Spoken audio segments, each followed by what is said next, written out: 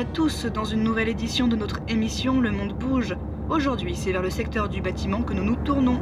Pour commencer, voici une synthèse au lieu de dormir, on ferait mieux d'écouter. Dans le secteur du bâtiment, plus que quelques semaines avant l'entrée en vigueur de la nouvelle réglementation thermique, répondant au protocole de Kyoto et aux engagements de la France pour la réduction des émissions de gaz à effet de serre. Cette nouvelle réglementation thermique, dite RT 2012, impose des normes plus strictes de consommation énergétique et un changement radical de méthode pour les professionnels. Tu l'as eu, ça?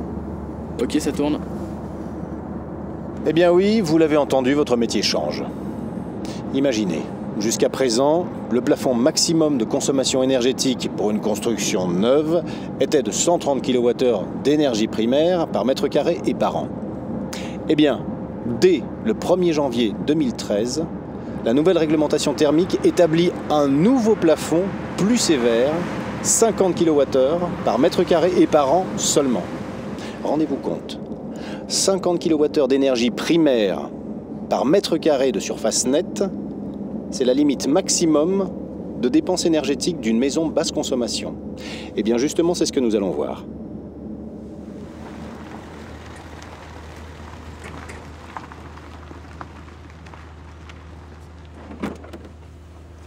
Noël, je te laisse décharger.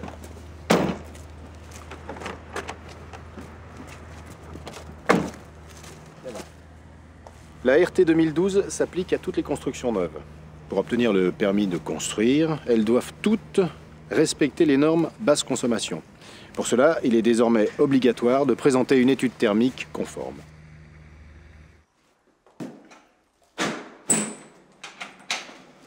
Eh les gars, l'architecte est déjà là? Ah, très bien. Bonjour Laetitia, vous allez bien? Bien, merci. Bonjour. Mathieu. Alors, il se trouve qu'on parle maison basse consommation. J'aurais voulu savoir si vous pouviez nous éclairer un peu là-dessus. Oui, bien sûr. Mais alors, il faudrait qu'on commence par dehors. Allons-y. L'important, c'est de profiter au maximum des avantages offerts par l'environnement proche.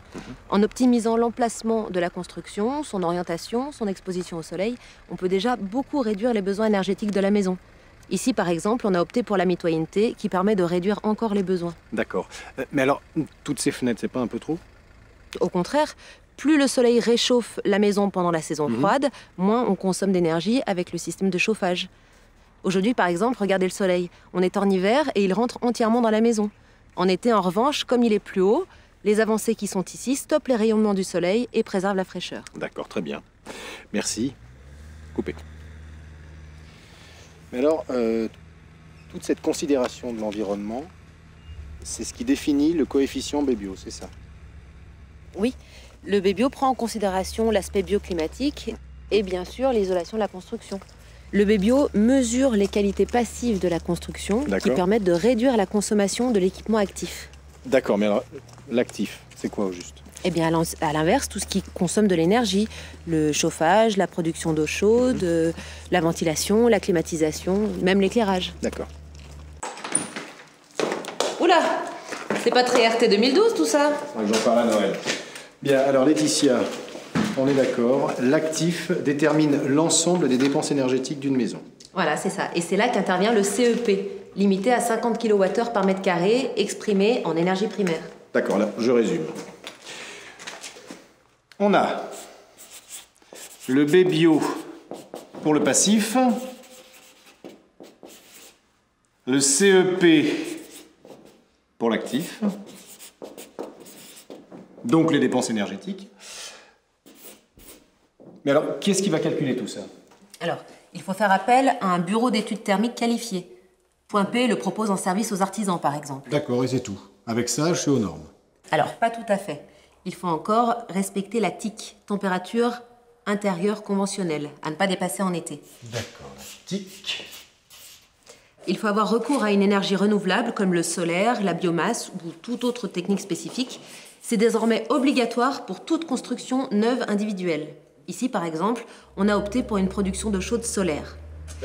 Pour finir, il faut respecter une nouvelle norme d'étanchéité à l'air.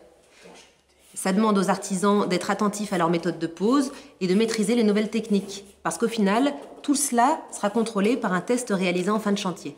Et alors, si par exemple, je décide de construire un bâtiment non conforme, qu'est-ce qui se passe? Alors, si un contrôle montre que le bâtiment est non conforme, la valeur de la maison sera nettement revue à la baisse. Et surtout, l'entreprise de construction peut être poursuivie par un tribunal. Laetitia, merci. Bonne RT 2012. On remballe, on va voir ce qui se passe en rénovation.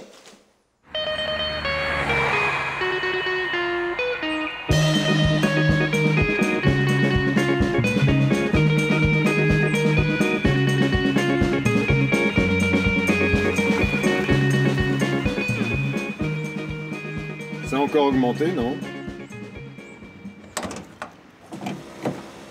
Dis donc, Noël, tu sais qu'en 10 ans, le prix du carburant a augmenté de 100%.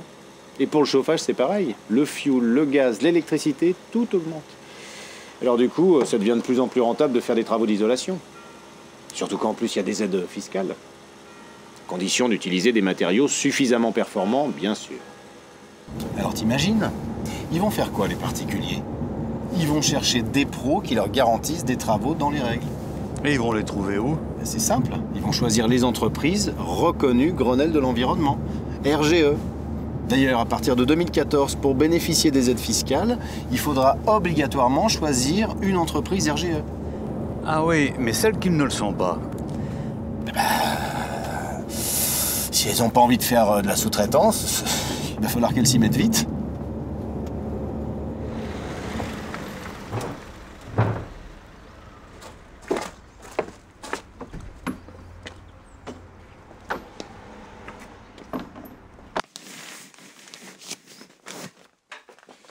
Alors là, je suis en présence de Johan, le plaquiste.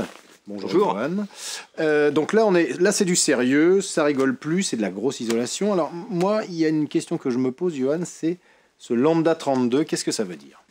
32, c'est moins compliqué que ça en a l'air. Hein. C'est la conductivité thermique en fait du matériau. Plus il est bas, plus le matériau va être isolant.